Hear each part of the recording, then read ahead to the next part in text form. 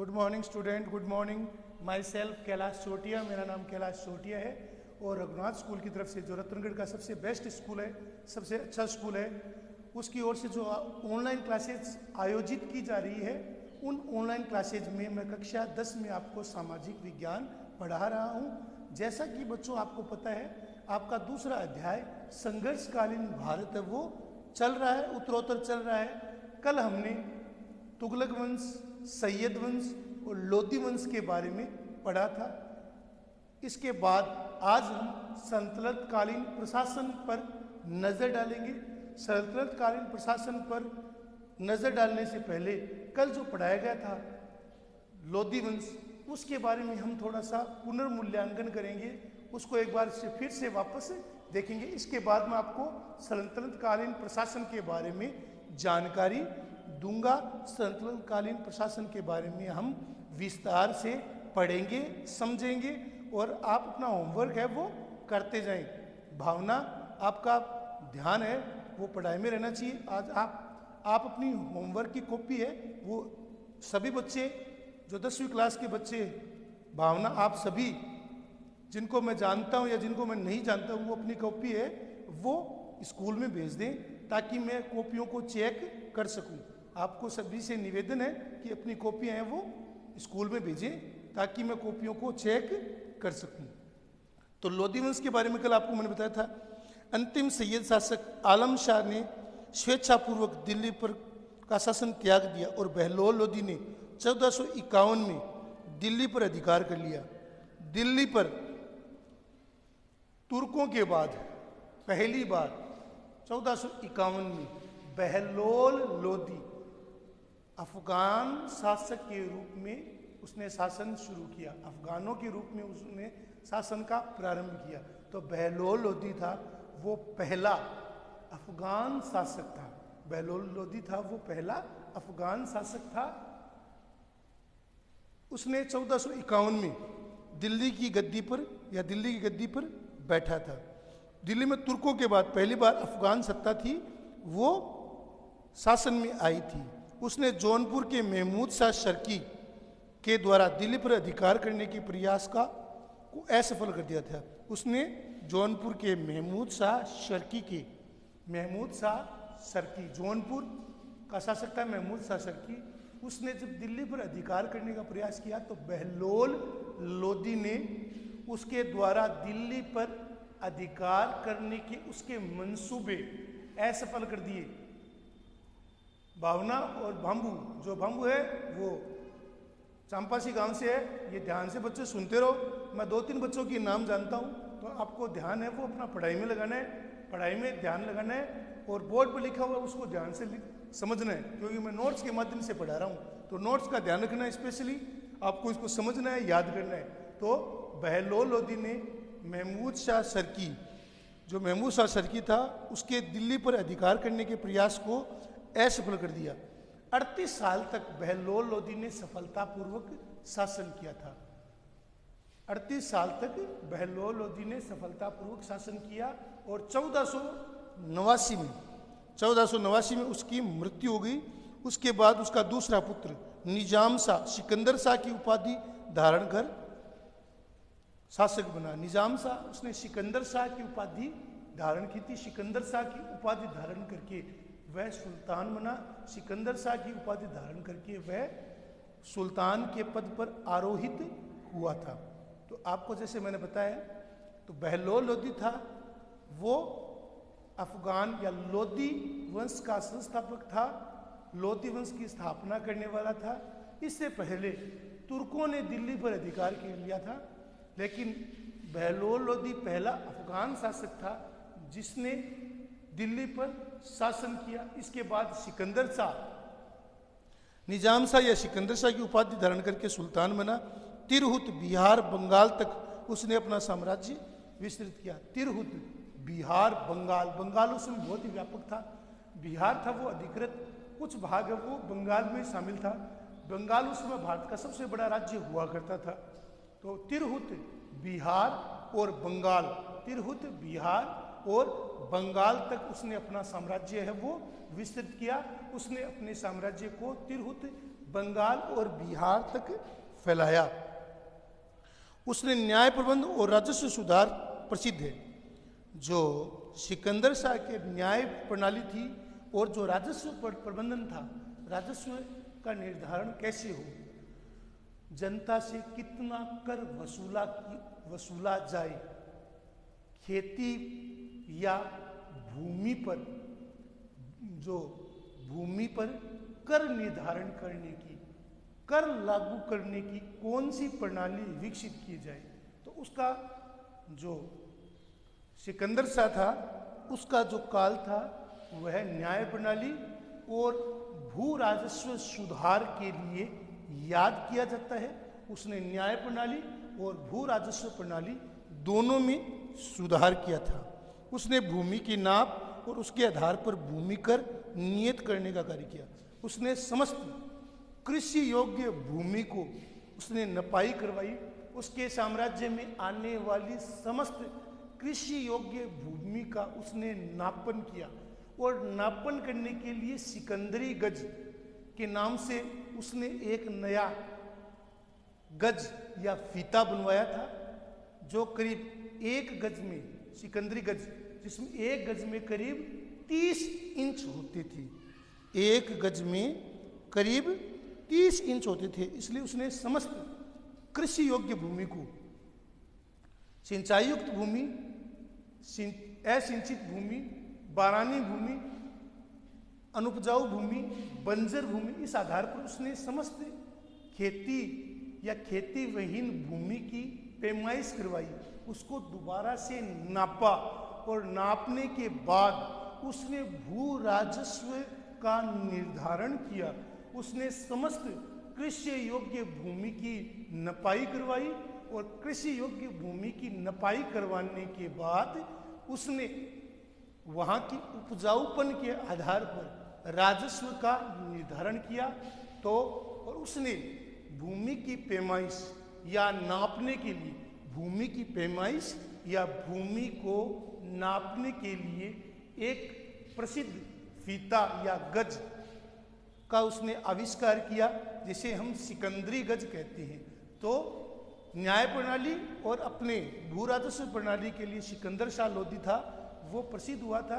उसने नया जो फीता बनवाया था, जो लकड़ी से बना हुआ था, और लकड़ी के आधार पर, रस्सी के आधार पर भूमि को नापा जाता था, जिसमें एक गज में 30 इंच होते थे। एक गज में 30 इंच होते थे।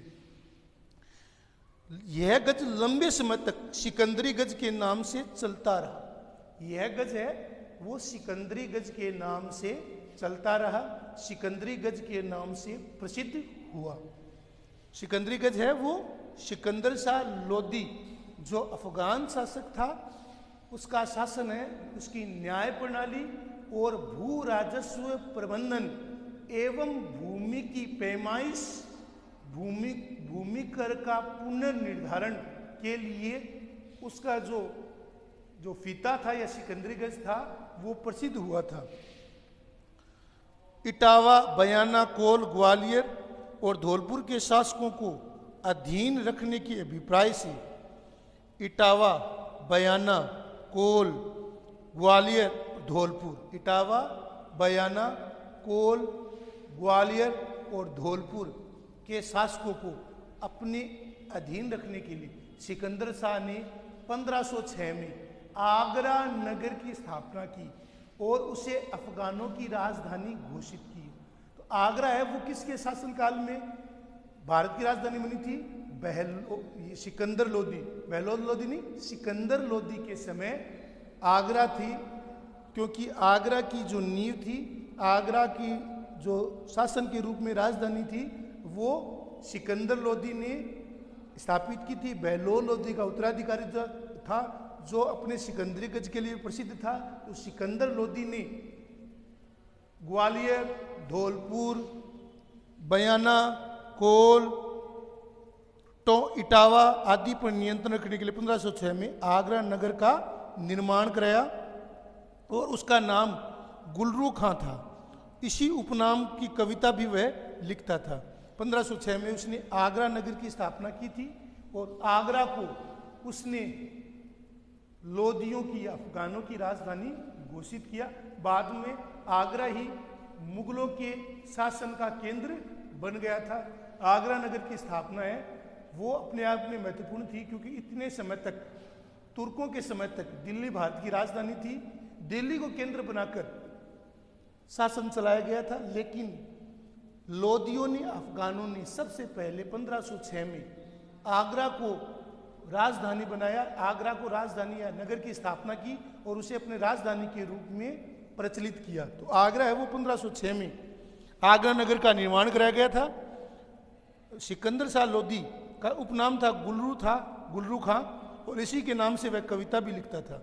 नवंबर 1517 में उसकी मृत्यु हो गई और उसके बाद अंतिम लोदी शासक इब्राहिम लोदी 1517 में उसकी मृत्यु के बाद अंतिम लोदी शासक इब्राहिम लोदी है वो आगरा की गद्दी पर बैठा। आगरा की गद्दी का मतलब ये हुआ कि आगरा था वो लोदियों की राजधानी बन गया। बाद में मुगलों के समय भी आगरा है वो राजधानी के रूप में प्रसिद्ध रहा, केंद्र के रूप में प्रसिद्ध रहा।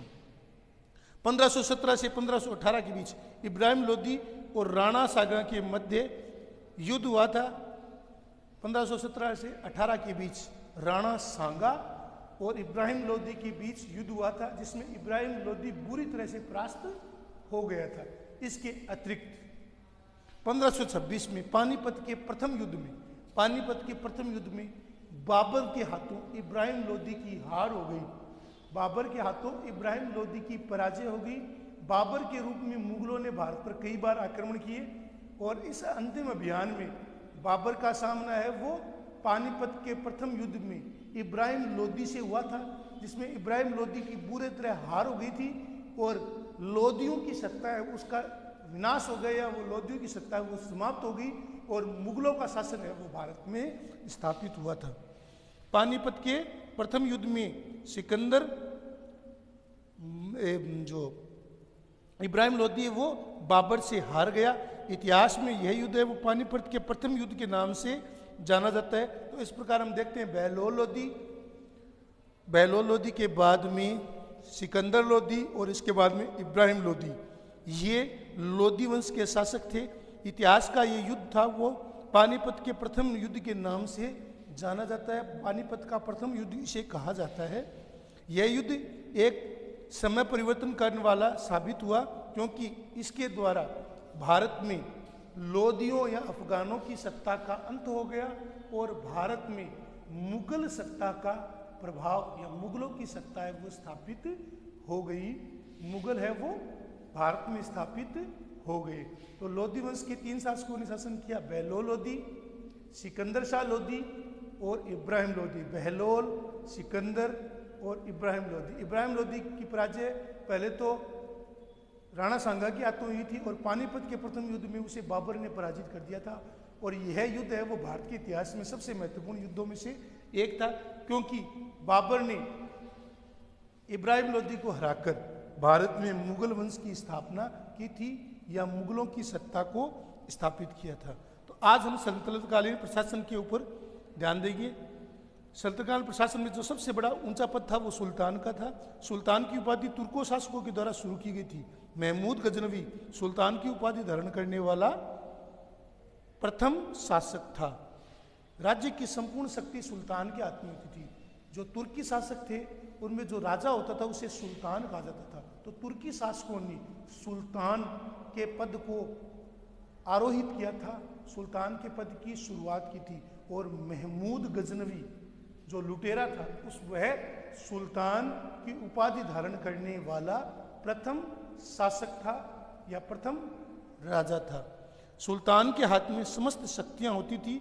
वह प्रधान न्यायाधीश, राजनीतिज्ञ और मजहब दोनों क्षेत्रों पर अधिपति होता था। सुल्तानों से उपेक्षा की जाती थी कि वह उलेमा वर्ग की राय को माने। सुल्तान से यह अपेक्षा की जाती थी कि वह उलेमा वर्ग की राय के अनुसार काम करे। तो सुल्तान था, ये तुर्की शासकों के द्वारा सुल्तान का पद शुरू किया गया था और महमूद गजनवी सबसे पहले सुल्तान बना था। राज्य की समस्त शक्ति, सबसे बड़ा अधिपति, शासन का सबसे बड़ा केंद्र था वो सुल्तान ही होता था। सुल्तान के हाथ में राज्य की समस्त शक्तियां हैं वो रहती थी। राज्य की समस्त शक्तियां हैं वो सुल्तान के पास होती थी। अमीर, सुल्तान की शक्ति पर अमीर वर्ग का प्रभाव रहा। अमीरों के दो वर्ग थे, एक तो तुर्की थे और एक गैर तुर्की थे। अमीरों के दो वर्ग थे, एक तो तुर्की और एक गैर तुर्की। गैर तुर्की में भारतीय या अफगानी वगैरह आ जाते थे, लेकिन जो तुर्की अमीर थे उनका दरबार में बहुत अधिक प्रभाव था। तुर्की अमीर थे वो दरबार को प्रभावित करते थे। आपको जैसे मैंने बताया था, इल्तुतमिश ने अमीरों का एक दल गठित किया था जिसे हम चहलगानी या चालीसा के नाम से जाना जाता है। चहलगानी या चालीसा के नाम से उसे माना जाता है। उसने 40 विश्वसनीय कृपा पात्र, अपने खासम खास भरोसेमंद अमीरों का एक दल बनाया था जिसे चालीसा कहा गया था, या चालीसा जिसे नाम दिया गया था, या चहलगानी कहा गया था। शासन की योग्यता और अयोग्यता के अनुसार अमीरों का दरबार में प्रभाव है वो कम ज़्यादा होता रहता था। शासन की योग्यता और अयोग्यता के आधार पर अमीरों का प्रभाव है वो कभी बढ़ जाता था, कभी कम हो जाता था। लेकिन अमीर थे वो दिल्ली सल्तनत के काल में शासन के बहुत बड़े केंद्र थे। अमीरों के पास शक्ति थी, और इल्तुतमिश के काल में तो अमीरों की शक्ति है वो बहुत अधिक बढ़ गई थी। वजीर का कार्यालय दीवान विजारत कहलाता था। वजीर, दीवान विजारत, ये एक तरीके से सल्तनत काल के दौरान या दिल्ली सल्तनत काल के दौरान वित्त मंत्री होता था। दीवान विजारत है वो वित्त मंत्रालय काम करते थे। राज्य की आय व्यय का लेखा जोखा रखना, वित्त का प्रबंधन करना, ये दीवान विजारत के हाथों में था। दीवान विजारत है वो वित्त विभाग का काम करता था। मुस्ताफी, खजांची, इस विभाग के उसके कर्मचारी थे। जलालुद्दीन खिलजी ने दीवान वकूफ और अलाउद्दीन खिलजी ने दीवान मुस्तखराज विभाग की स्थापना की थी। ये सभी वित्त विभाग के अंतर्गत आते थे, दीवान विजारत के अधीन आते थे। मोहम्मद बिन तुगलक, जिसे पागल बादशाह कहा जाता है, उसने भूमि को कृषि योग्य बनाने के लिए दीवान अमीर को ही, मोहम्मद बिन तुगलक ने जो भूमि थी, बंजर भूमि थी, उसे कृषि योग्य बनाने के लिए दीवान अमीर कोही की स्थापना की थी। दीवान इंशा शाही पत्र व्यवहार का अध्यक्ष होता था, दायित्व था। दीवान रियासत का काम विदेश मंत्री का था। दीवान रियासत का काम है वो विदेश मंत्री की तरह होता था। सद्र उस सुदूर धर्म विभाग का प्रमुख होता था, जिसका कोष अलग होता था। सद्र उस सुदूर धार्मिक विभाग का अध्यक्ष होता था, जिसका कोष अलग से होता था। वित्त विभाग से इसका कोष पृथक होता था। और ये धार्मिक मामलों का प्रबंध का कार्य है, दान देना आदि है वो काम देखता था। इस प्रकार हम देखते हैं काजी उल कुजात है वो न्याय विभाग का, बरीद मुमालिक है वो सूचना विभाग का प्रमुख था। इसके अतिरिक्त दरबार और राजमहल के लिए 6 कर्मचारी होते थे। वकीर ए दर बारबक, अमीर ए हाजिब, अमीर ए शिकार, अमीर मजलिस, सर ए जहांदार। सल्तनत काल में सैन्य धर्म है सापेक्ष राजतंत्र कहा जा सकता है। युद्ध के समय लूट के सामान को खम्स कहा जाता था। खराज, खम्स, जजिया, जकात। खम्स है वो लूट के सामान को कहा जाता था। प्रांतीय शासन केंद्रीय शासन के प्रतिरूप था।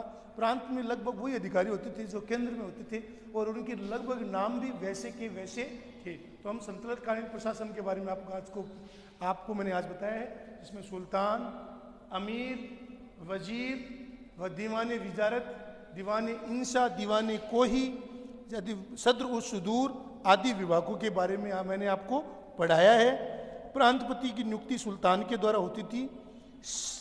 शिक जिले का राजस्व अधिकारी होता था।